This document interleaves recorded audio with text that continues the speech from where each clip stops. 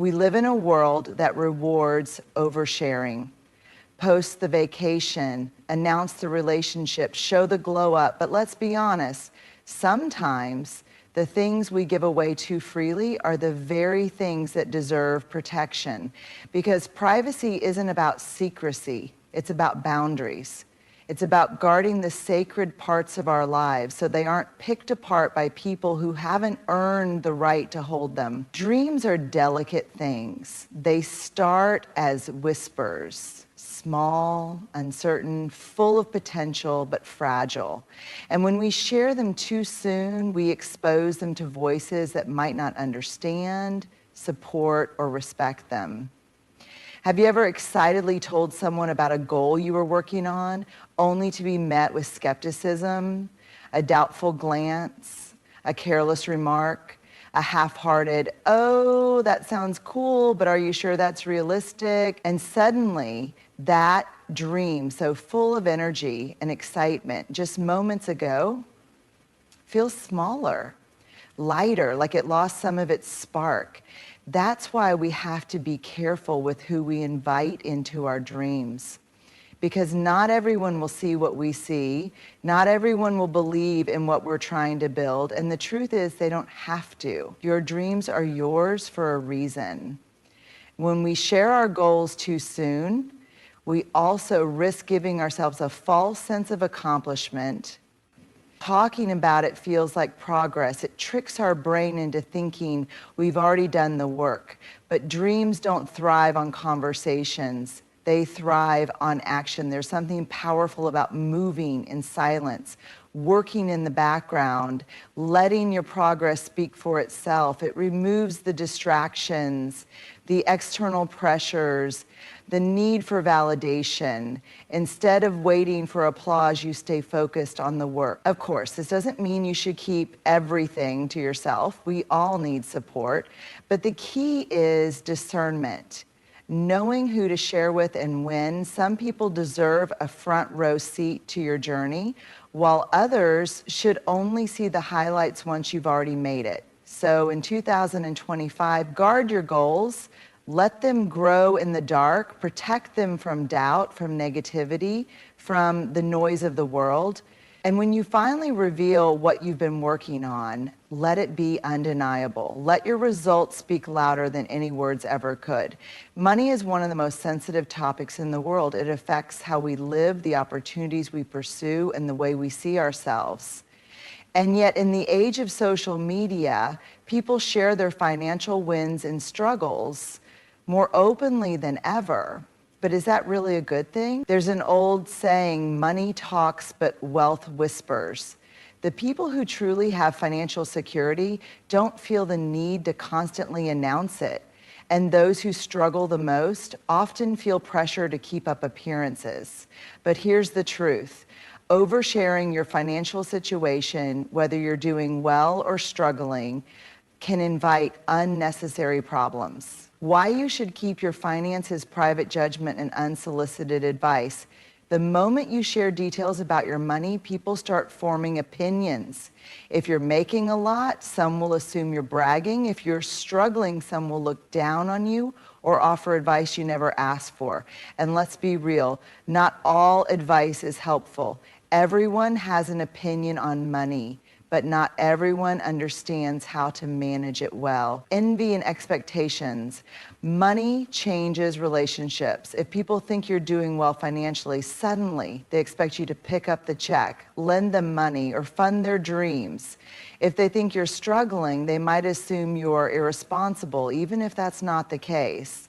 When people think they know your financial situation, they start treating you differently. Security risks. Let's not ignore the practical side of this. Sharing too much about your money online or even in casual conversations can make you a target. Whether it's scammers, hackers, or even people in your own circle with bad intentions. The more people know about your finances, the more vulnerable you become. Pressure and comparison. We live in a world where social media makes us feel like we have to constantly prove our success. Luxury vacations, designer brands, expensive cars. People post these things to showcase wealth, but what we don't see is the debt, the stress, or the reality behind the highlight reel. The more you share, the more pressure you might feel to keep up, even when it's not financially wise. When is it okay to talk about money?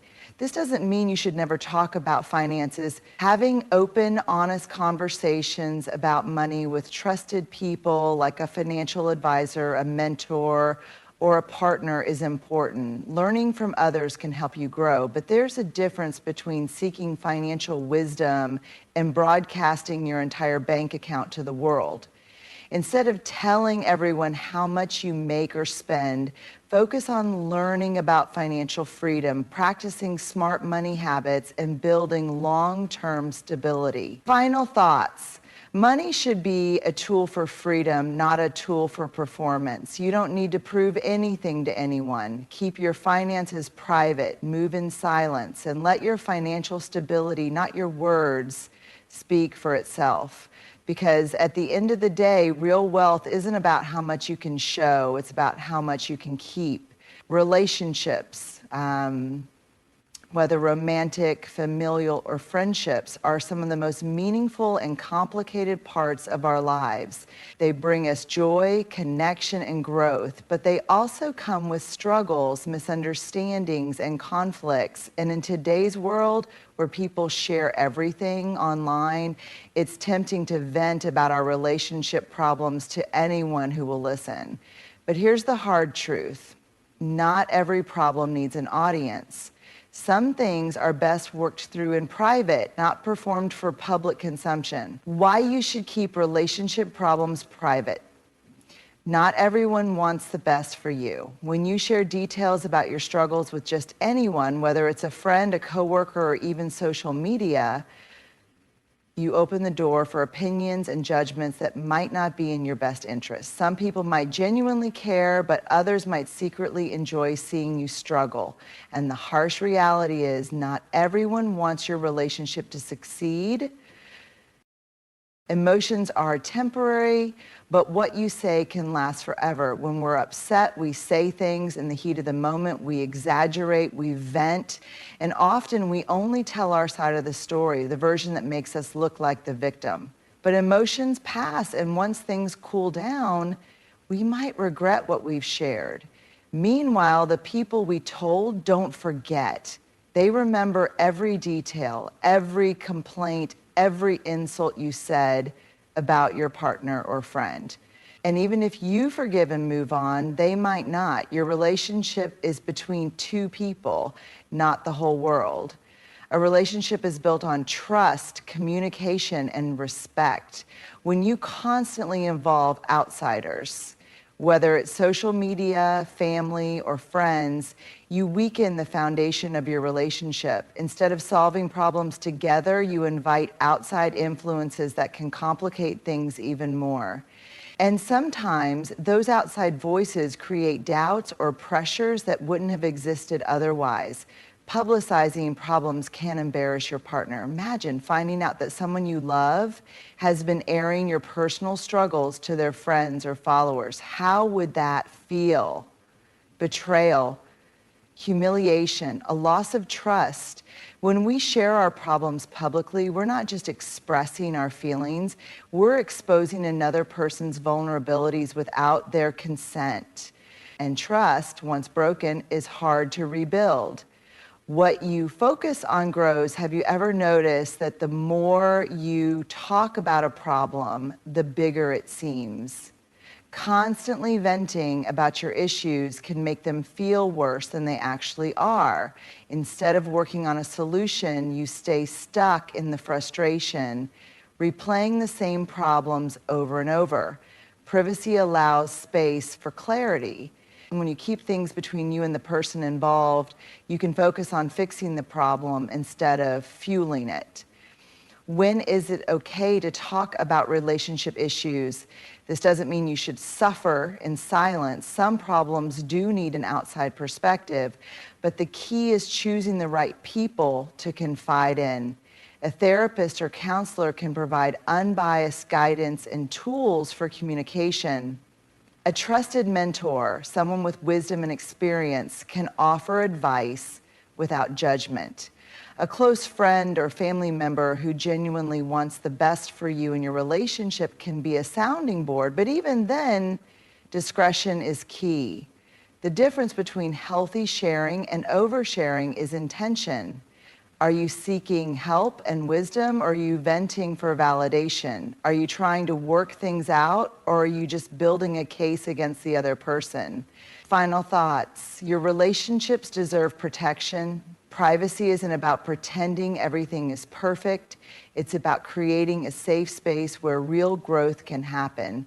In 2025, let's practice discretion. Let's focus on solving problems instead of broadcasting them. Let's remember that the strongest relationships aren't the ones with the most likes or the most advice. They're the ones built on trust, respect, and the quiet, intentional work of two people committed to understanding each other. In a world that thrives on attention, where every moment is an opportunity for a post, a like, or a comment, kindness has started to feel like a performance. We see it everywhere. Videos of people handing food to the homeless, celebrities announcing their charitable donations, influencers filming themselves giving away gifts. The intention might be good, but at what point does kindness stop being about the act itself and start being about being seen? True kindness, the kind that changes lives, heals hearts, and restores faith in humanity, doesn't need an audience. And in 2025, we should all embrace the power of doing good without the need for validation. While keeping your acts of kindness private matters, real kindness doesn't seek recognition. The purest form of kindness is the kind that expects nothing in return, not praise, not acknowledgement, not social currency. When we do something good, but we immediately post about it or tell people, we have to ask ourselves, was this about helping or was this about me? If no one knew about your generosity, would you still do it? That's the real test of character. Publicizing kindness can shift the focus away from the act. When kindness becomes performative, it starts to lose its meaning. Instead of focusing on the person being helped, the attention turns to the person doing the helping. The narrative shifts from this person was in need and I was able to help to look how good I am. But kindness is not about making yourself look good. It's about making someone else feel seen, valued, and supported. Not everyone wants to be the subject of your good deed. Imagine you're in a tough situation, struggling financially, facing hardship, feeling vulnerable, and someone helps you. But then they turn around and post a video about it, showing your face, your struggle, and your moment of need to the world. How would you feel? Some people don't want to be a symbol of charity.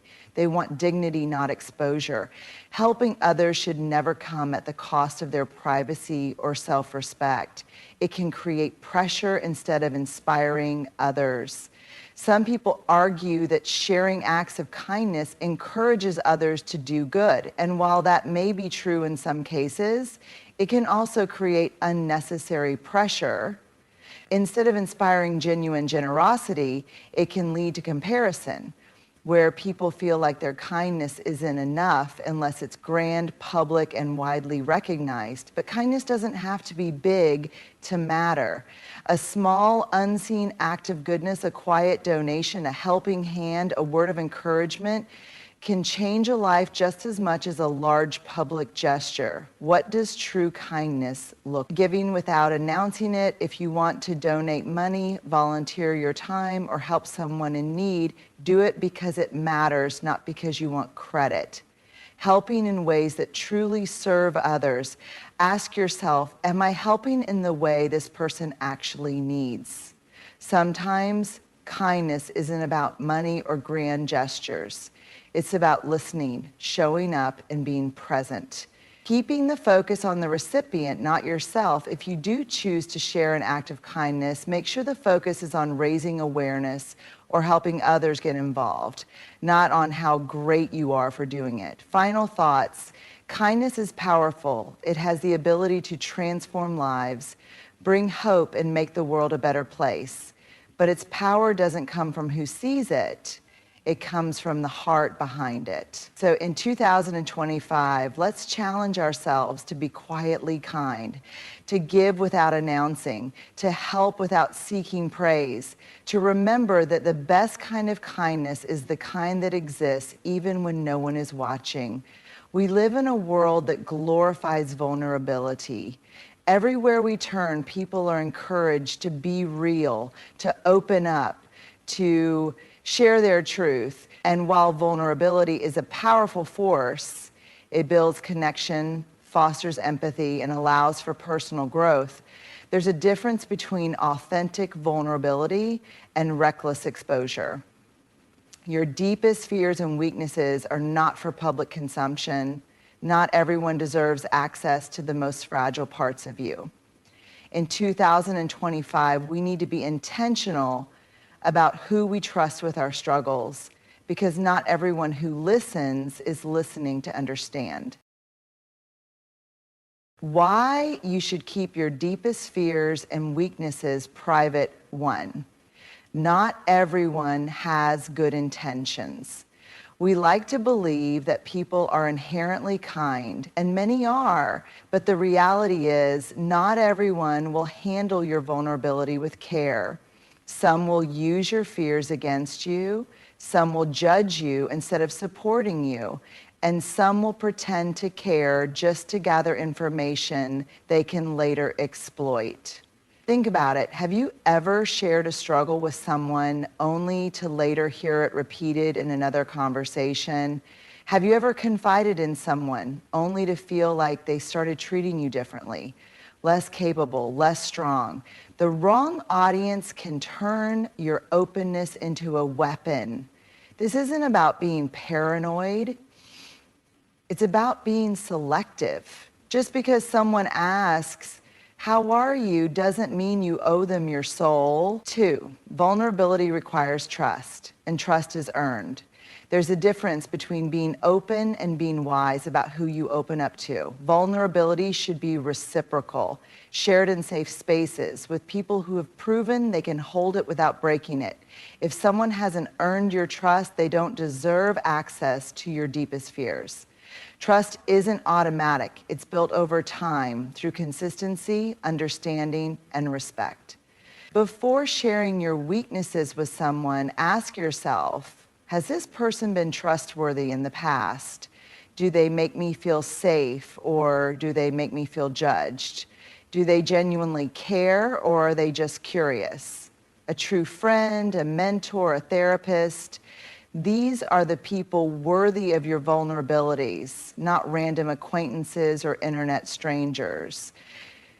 3, oversharing can lead to misinterpretation. When you expose your fears and weaknesses to people who don't truly understand you, they might misinterpret what you're going through. For example, if you share that you're struggling with self-doubt, they might assume you're incapable. If you admit to feeling overwhelmed, they might think you're failing. If you express a fear, they might amplify it instead of helping you work through it. Not everyone is equipped to respond to vulnerability in a healthy way. Some people will project their fears onto you. Others will offer surface level advice that doesn't actually help. And some will see your struggles as an opportunity to elevate themselves by making you feel small. Choose carefully who you let into your inner world. 4. Privacy gives you strength. When you keep your struggles private, you give yourself the space to process them without outside noise. You get to work through your fears on your own terms without the pressure of other people's opinions, judgments, or unsolicited advice. Privacy doesn't mean you're bottling everything up. It means you're protecting your energy. You're choosing to heal in ways that actually serve you instead of exposing yourself to people who might make it worse. Some of the most successful, resilient people in the world have fears and weaknesses they never share publicly. It's not because they don't struggle, it's because they understand the power of internal resilience. They don't need the world's validation to work through their hardships. 5, do you control your own narrative? When you share your struggles too freely, you give people permission to define you by them. Suddenly, instead of being seen as a complex, multifaceted person, you become the person who's always anxious or the one who's struggling with imposter syndrome. But you are so much more than your fears and weaknesses. By keeping them private, you maintain control over your story. You decide how you're perceived. You decide when and how you share and with whom. You decide what parts of your journey are personal and